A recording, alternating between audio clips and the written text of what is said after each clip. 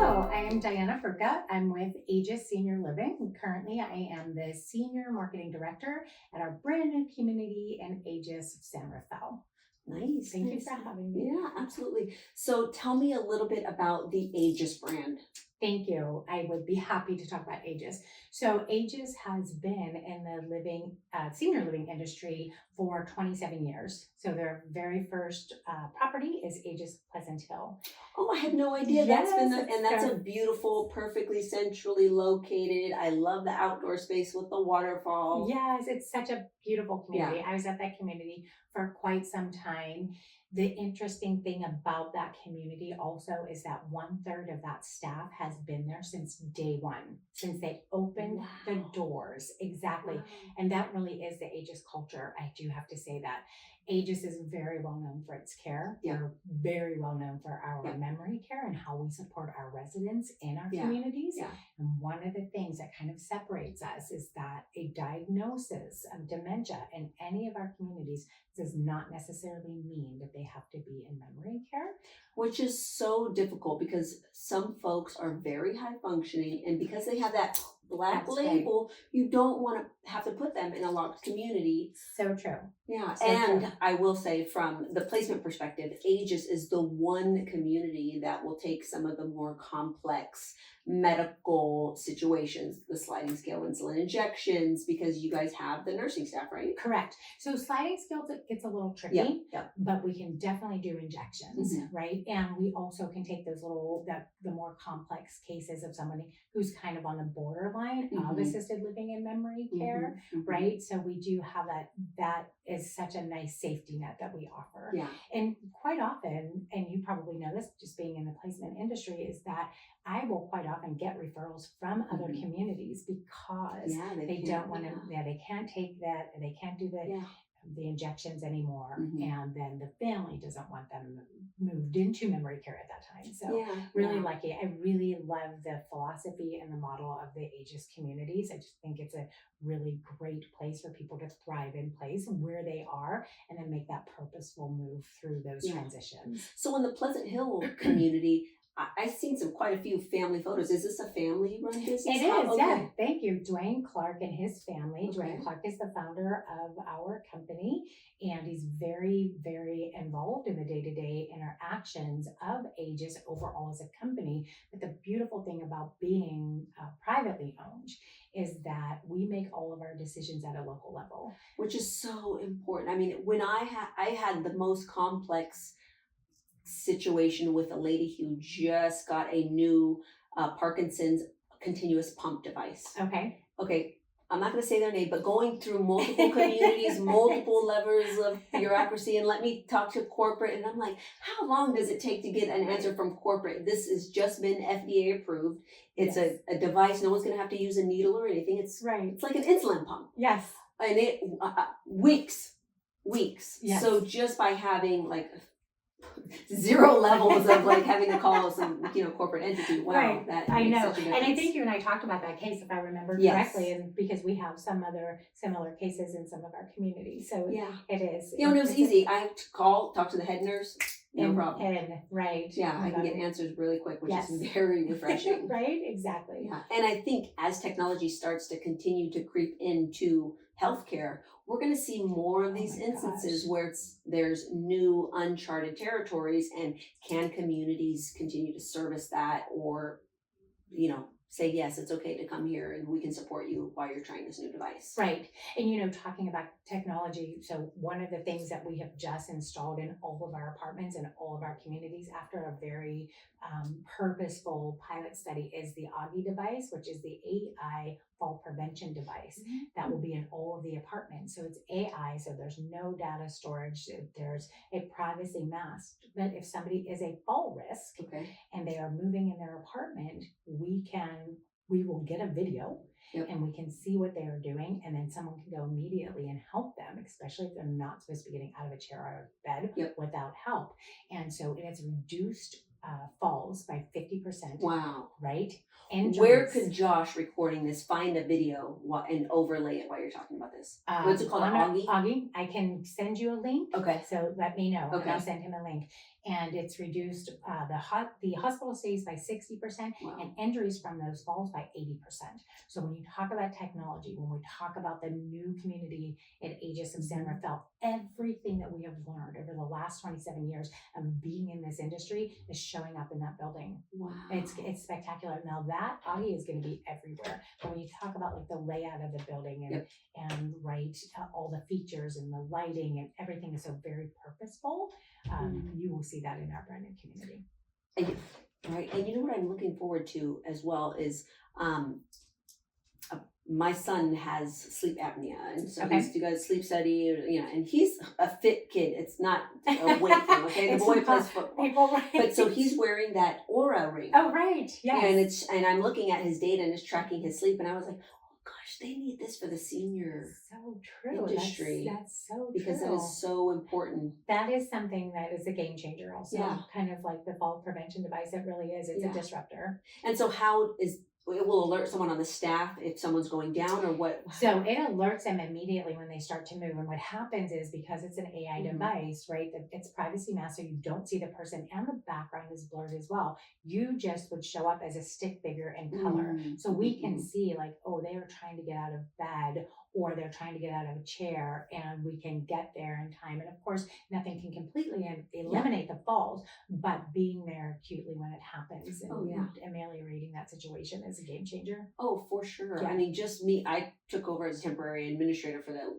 building in Livermore. Oh, I remember. Oh my goodness. My God. I mean, we're trying to like get waivers from hospice for full bed rails. We're using floor alarms and like bringing the bed to the lowest of the ground, putting it, and I'm like, there's got to be a different way. There is. Yeah.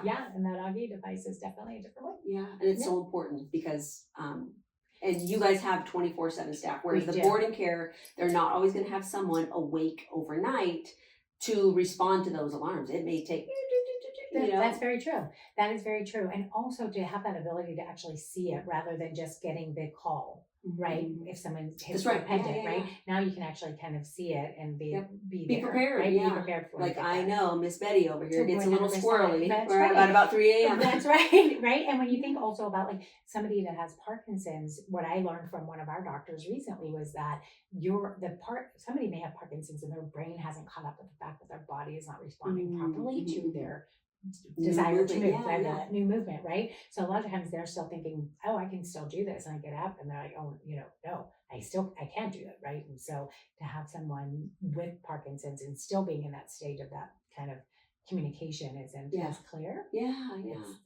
That's so important. And you know what, we are living a heck of a lot longer. I think I was at a presentation for a long-term care insurance, and they were saying today's 17-year-old will live to about 113. Isn't that amazing? We need to be prepared. 100%. Yes, 100%, right? And even when you look around at our communities, right? All the communities, right? You always have more than one person, 100 or 100 years old, over 100 years old. Wow. And that's incredible. Yeah. I mean, who's the oldest person at the Pleasant Hill building? The oldest person at the Pleasant Hill location was 104, and she sadly passed. Yes, but we still have one who just turned 101. Wow. So, this year I placed a woman who was 106. Unbelievable. 106 years old. Right? And I attribute that to the fantastic care that the family implemented. And so true. Yeah. Getting in front of it. Yes. Right?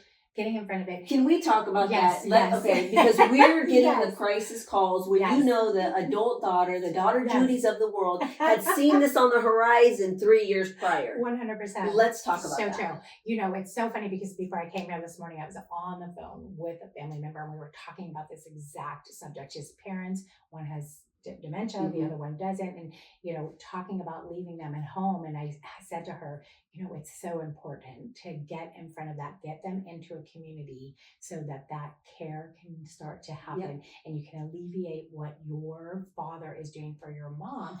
And she said, oh, he's not doing that much for her. And I said, you know what, he's doing a lot more than you know because you're not there. So it's very easy to mask what's really going on at home, right? Oh, sure. And it's a game changer, right? It allows the person who has the cognitive decline starting to kind of take a breath and level set. It allows the spouse to come in and also have that community and that safety net of care, but turn that over to somebody For else. sure. And I tell families all the time, I said, I think in 2017, the Surgeon General had put out some paper about caregiver stress. Yes. And it was like equivalent to like, what is like smoking 10 cigarettes a day. I saw that same, yes, right? I saw that. And I tell families all the time, yes, dad is stable, mom has dementia, but guess who's really struggling? It's dad. 100%.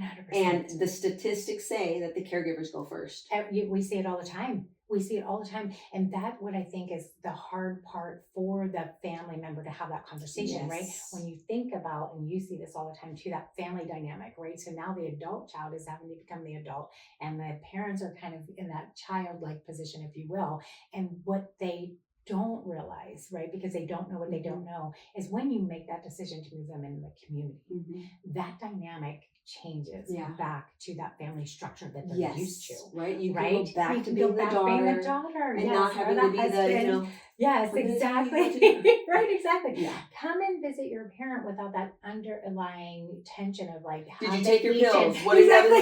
Why this bread is molded? Right, exactly. Right. Yeah. So true, right? And great that what you just said, because what are some of the signs that people need to look for in their parent? And what you just said is really first and foremost, what are they doing about their food? What, what are they eating? If they've typically had a pretty healthy lifestyle and cooking, but now they're doing processed foods and frozen foods, right? Or skipping meals, or like somebody told me the other day, potato chips, ice cream, and Diet Cokes because it's easy. Oh my God, what a huge sign. Yeah. What does their house look like? What about their personal hygiene, right? Are they missing their medications? Like those are all huge red flags that you need to start looking for. And when you see them, have that conversation. Oh yeah. Yes. 100%. I know that families are waiting far too long to even explore options. And you can get creative with it. Like I'll tell you later on today, after we do this, I'm taking a client to, I told the daughter, she's like, my dad needs to go, but he's not listening to me. And I'm like, okay, well, that's where you bring someone like myself into the conversation and let me get to know what would be his ideal community. What does he love? What still sparks joy? And we found out that he loves to be around like in a men's group. He used to do like the SIRS and the Kiwanis and all of that, but he's starting to decline. He's got a caregiver at home 24/7 right now. So I'm going to be bringing him to, every community has happy hour on Friday. Right. So we're meeting her dad and the caregiver, and I said, we don't even want you in the equation because your parents don't want to be told what to do. Right. They want to be in the driver's seat of their life. So you stay home.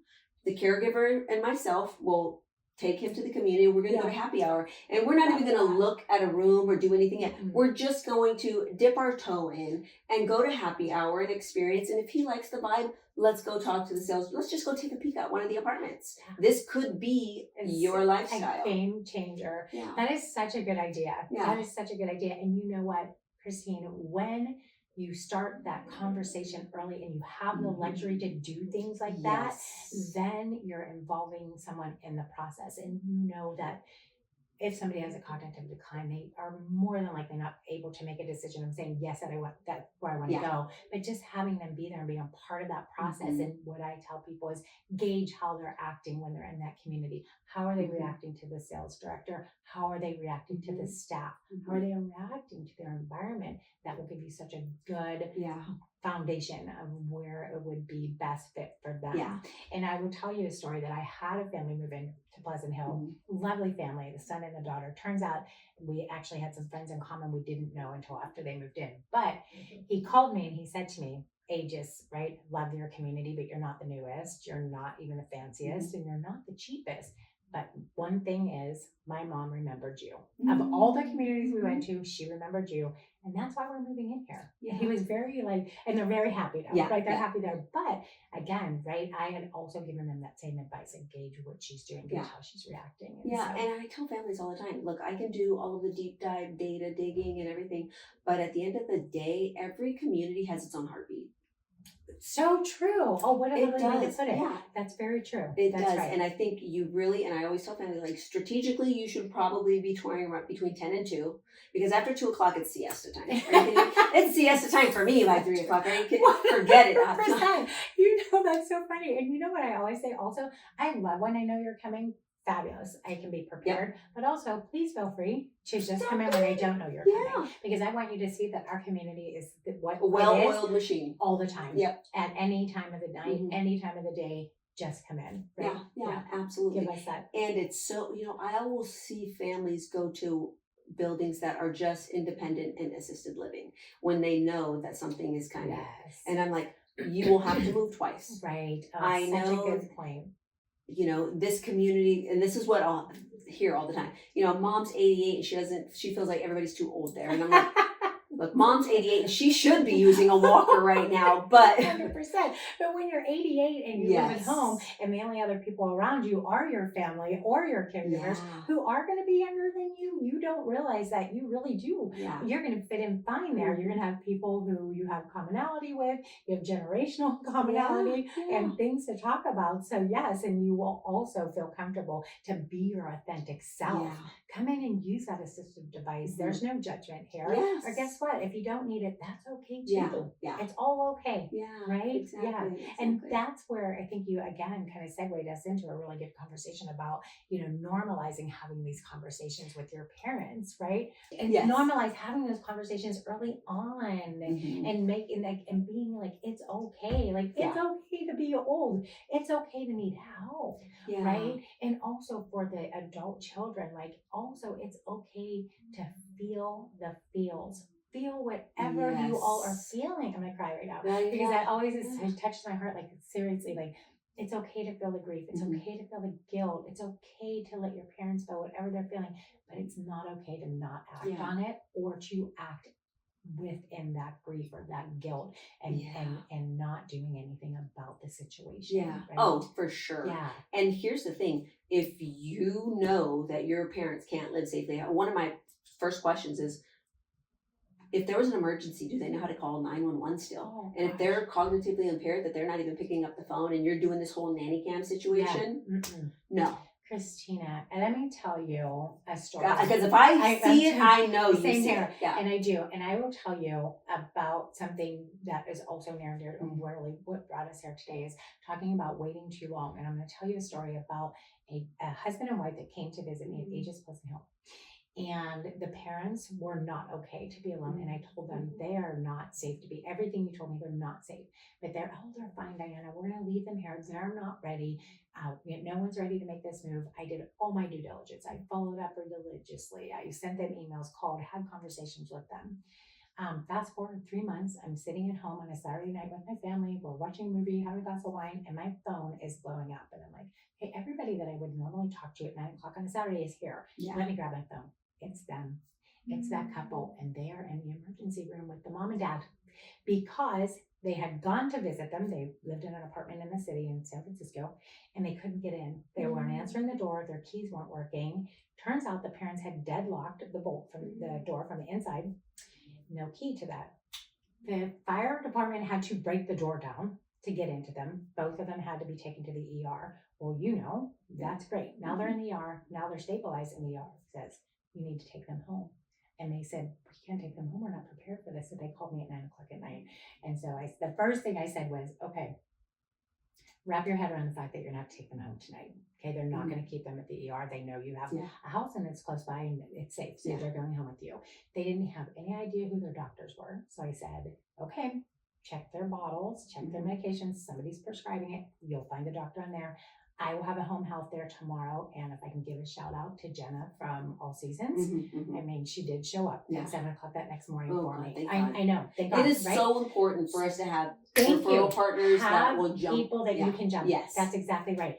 So we stabilized the situation. Well, I was full. I couldn't take them. So thankfully, my sister community in Moraga was able to take them. So this happened from Saturday. And then by Tuesday, they were in that community. But oh my gosh, right? What a crisis. They were in a panic. We can't take them. We don't know what to do.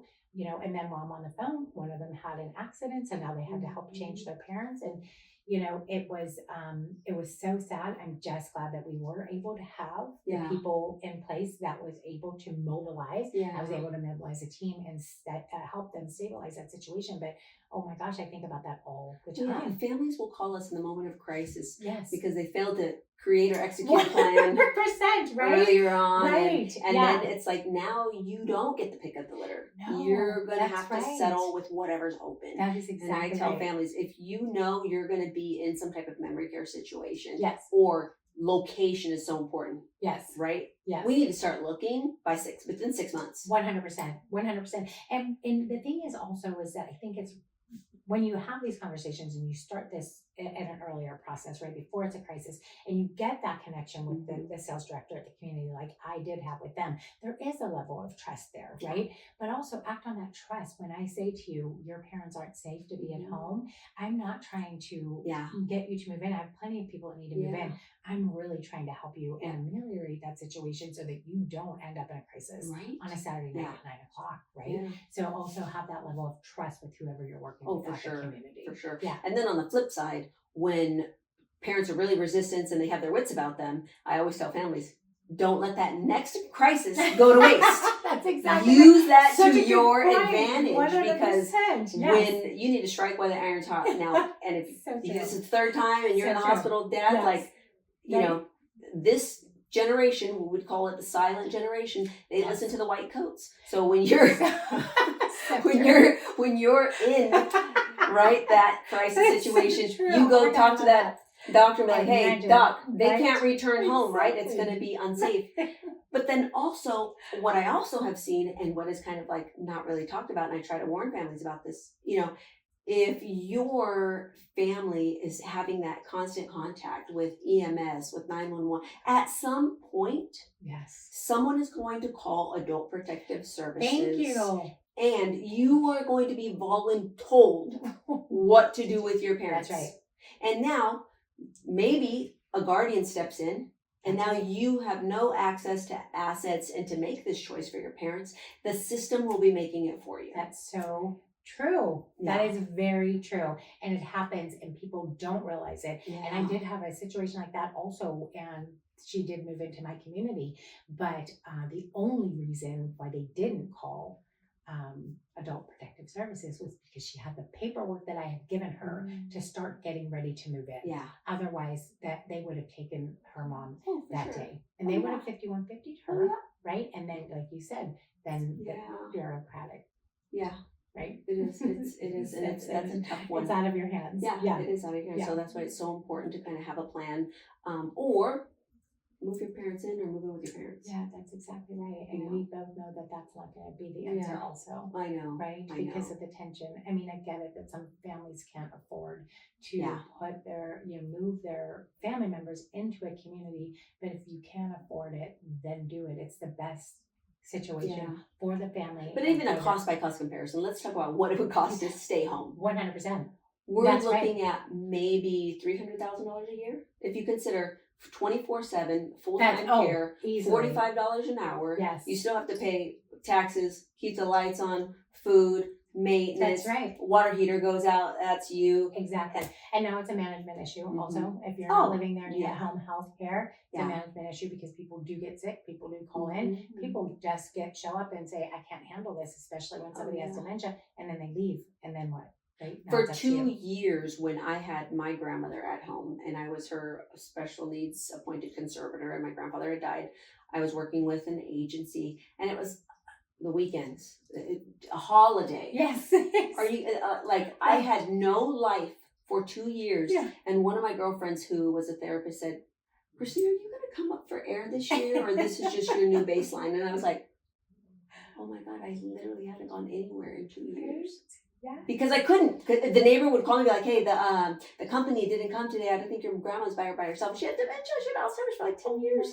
Thank God I lived 3 blocks away. Right? But and then you were able to. My kids were small at that time. But not everybody can do that. Yeah. And not everybody can persevere either, right? I'm lucky. First of all, during that period, I was not the mother that I wanted to be. Yeah. I was burning at both ends, and I'm lucky my marriage survived at that time. Are you kidding me? I was so stressed because I would get the calls during that period when, like, my grandfather he was tiny and he was going through dialysis, Oh. and grandma Yeah. had a blowout in the middle of the night, 3 a.m. Oh.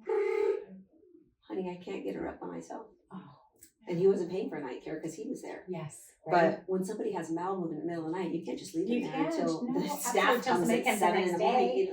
No, Right? it was me. Exactly. I got up. Oh my Yeah, so it goodness. was rough. So you know, right? It was rough. It is rough, Yeah. right? And you know that also goes to say that most, I'm going to go on a limb here and say that most family members also are not trained or Are you kidding me? Somebody told me or care. Here's a pull sheet. Right? Here's how you change someone that's bedridden. I was like, yeah, exactly. Like there's no book someone's I was handing in you, over my right? head. Clearly. Yes, Clearly, right? I was in over my And head. most people are, right? And then that just adds to the resentment and the frustration and everything else, right? I've had people, and Yeah. you have too, literally come into my office and burst into tears. Like, I feel like a terrible person. Like, I yelled at my mom, or I yelled at my dad, or I'm so frustrated. And it's like, oh my gosh, like, no, nobody prepared you for this, right? Which is where we come in, right? Caregiver burnout, it is real, right? Sure. Our staff gets to go home, they get to regroup, they get to refresh. There's someone in there taking care of the different shifts, and they come back with a clear head, and they relaxed. And you don't get that when you are the family member or the spouse and you're living with them.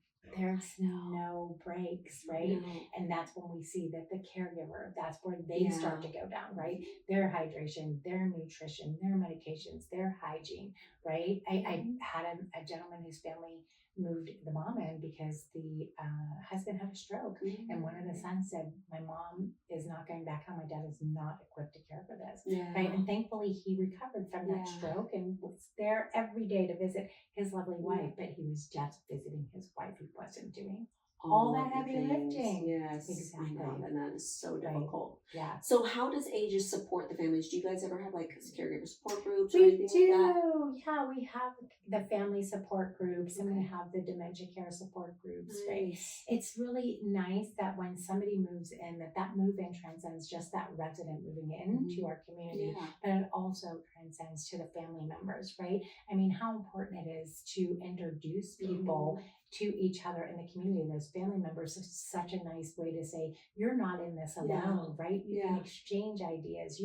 We have families who have become great friends, right, after moving their loved ones into the community and coming to those support groups. When the community offers them, oh my gosh, please attend them, because it really gives you a new outlook on life, and it gives you, when we talk about being around people and having that commonality, it gives somebody else that you can talk to who truly understands what you're going through, right? And not only to be able to sympathize, but empathize with you as well.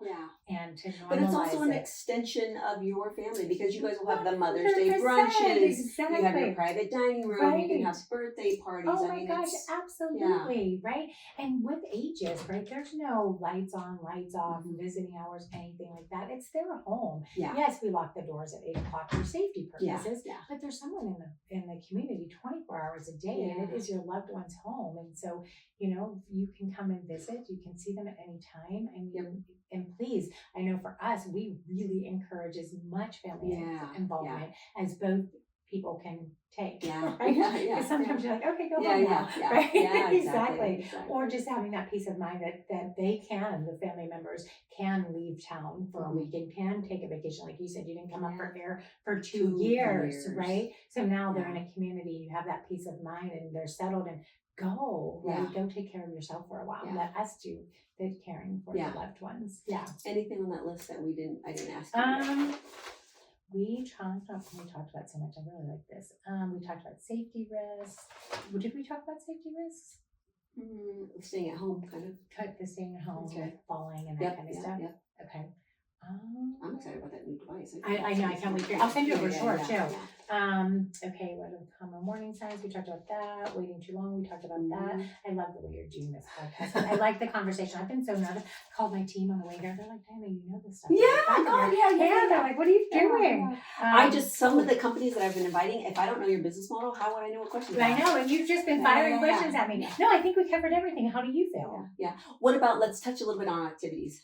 Yes, let's talk about activities. So I think I'll often see older adults, they're support group, but their friends and their demographic are aging and declining with them. They're no longer driving, so there isn't a lot of stimulating environment staying home. You maybe have a caregiver that's in their 20s that can't really relate. Exactly. And you're sitting in front Yes. of the TV. My mom used to call it the stupid tube. You're sitting in front of the stupid tube. I love But that. so let's The talk stupid about tube. when families move in, when they're not waiting and they're moving in, when they can still participate in all the activities. What is Aegis doing to liven people up? I love that. So one of the things that we always talk about with the families is that we're not looking to keep anybody busy, right? You know that exactly what you just said. Somebody can sit in front of the TV and keep themselves busy. We want to create opportunities where they are engaging and getting that socialization, even if it's just from an observance standpoint, right? Just even somebody coming down out of their room and just looking and seeing what's going on in the community is 100% better than what they were doing when they were at home. And you brought up a good point of having a caregiver who's in their 20s. You can start there with that conversation, but at some point it's going to peter out. There's nothing there, right? Yeah. You can't go through the depth. So what we do is we create about 200 programs a month for people to participate in. And not that you have to participate in all those programs, you wouldn't get anything else done, but that means that there's something for everybody. And everything we do is very purposeful, right? When somebody says, oh, all the communities have, bingo, blackjack, poker, whatever that is. And I said, yeah, absolutely we do, because think about what you're doing. You're engaging, you're adding numbers, you're listening, you're making that connection. It's getting your brain stimulated, right? It's putting you in a position where you have to think, not just watch, right? And so, and then for the Aegis communities, every day at 11 o'clock, we do what's called Aegis Live, which is an interactive program where somebody, an Aegis, we'll have to edit some of this, but anyway, so it's an interactive video call or Zoom meeting with all 38 communities, and everyone's TV. Everybody's TV is. It's the only time you'll see a TV on in our community in a common area. So it's interactive. So our life enrichment team will have an iPad. The residents will be involved, and so it's going to be fact or fiction, trivia, history. What's going on in the communities where our communities are located, right? So informational. And so then they can submit their answers, right, when it's appropriate for the fact or fiction or the history or the trivia, right? And then everybody submits, and then it shows on screen what the right answer is. So everybody gets involved, and that's every day at 11. Wow. And it's all 38 communities, and it's very heavily attended. Yeah. And it's just sets that kind of pace for your day, right? And then we have the typical, right, bingo, blackjack, poker, but we have flower arrangement classes. We also really like to encourage our residents to speak up also. Like you talked about the groups, right? The men's group. We want the men's groups. We want the women's group, the knitting clubs, the mahjong, the reading clubs. We want all that, and we're happy. What about excursions? That's places where they go. 100%. We actually won an award for the most offsite, really robust offsite excursions in Pleasant Hill. Okay, where have you guys? Alcatraz. Oh, nice. I've never been to Alcatraz. I've lived here my whole life. 30-some years, same here. So Alcatraz, the aquarium. Of course, they go to casinos. They go out to lunch, and also that doesn't mean just assisted living. If it's appropriate, the memory care can join also, and if not, then the memory care has their own offsite excursions. There's a little restaurant down the street from the community that about 2:00, it's very quiet. So the residents from memory care can go there and enjoy a lunch, right? And it's in a nice, safe environment, or they'll take drives, out to the countryside, or they'll go and get smoothies, whatever that looks like. So again, it doesn't mean that just because everything's happening in the assisted living that the other residents can engage also. Yeah, I know. When I'm, assessing a family, and if it's clear, like mom is really active and she's missing out on opportunities of engagement, and that's what's going to sell her, I will always call someone like yourself, the sales director, and say, look, we need to meet your cruise ship director, who is the activities director, because so when we're eating lunch and trying the food, I need to meet your activities coordinator so we could let's see, where have you 100%. gone in that Yes. last 90 days? Would Betty love to go there? Yes. Right? You know what? Also, something that Aegis does that's actually going on right now, and it is so much fun. And I'm so bummed that my community's not open, so we can't participate. But they do an Aegis Games every year that is basically based off of the Olympics model. Really? And it goes on for 2 weeks, and they do everything. They do relay races. They do, oh my gosh, they build Pickleball? Pickleball's like everywhere right now. Pickleball is not there yet, Okay. but they build like these little straw like protective devices and put an egg inside and see how far you can drop it without the egg breaking. Okay. They do balloon toss. They do cornhole, and it's so fun. It's residents against residents, residents against staff, staff against staff, and everybody participates. Everybody, even memory care. And there's an opening ceremony and there's a closing ceremony where people get their medals and people wear them and they're so proud. I mean, oh my gosh! If you get a chance, stop by over at Aegis of Pleasant Hill. Stick your head and see what they're doing. I mean, it is so fun. We do. Are they posting any of that information on Facebook? It should be on Facebook. Okay, Josh Aegis Pleasant Hill. Look at their Facebook and page. It should also be LinkedIn. On LinkedIn. And LinkedIn as well. And oh my gosh, I will tell you that last year I was in the relay race where you have a long spoon and you have an egg on the end of it. I forgot and I wore like shoes like this. Wow. And there was no, I did it. Oh, running around the courtyard. And it was so much fun. Wow. So that is something that happens every year at Aegis, and it is spectacular. You know, some families, when they're coming to me, they want, the unadulterated truth. They want to feel like they're not being sold. And I will often tell them, being in this business for 7 years now, that, turnover in some buildings is, you're probably sitting at like 70%. Yeah. So what has Aegis done differently that they're able to keep the same people at Pleasant Hill? Because I explain this to families and they don't know until they experience. But it's really, this business, it's top down. So you have to have a really good, strong administrative team to get those other workers, their buy-in, to stick around and to say, you know what, I'm in this with you for the long haul. Let's make this. What is Aegis doing differently to keep people to stay at? Absolutely. Great question. And, that is really, that is kind of in the Aegis model. You'll see that in many of Aegis communities, that longevity in the staff. And it goes back to what we talked about earlier with us being a privately owned company, with Dwayne and his family being involved on a day-to-day basis, but allowing the communities to make those decisions at a local level. So we make the decisions that best serve our staff so they can best serve our residents. We also have very little turnover in our residents because our staff takes such good care of them, because we are so purposeful in everything that we do. We have a very low turnover.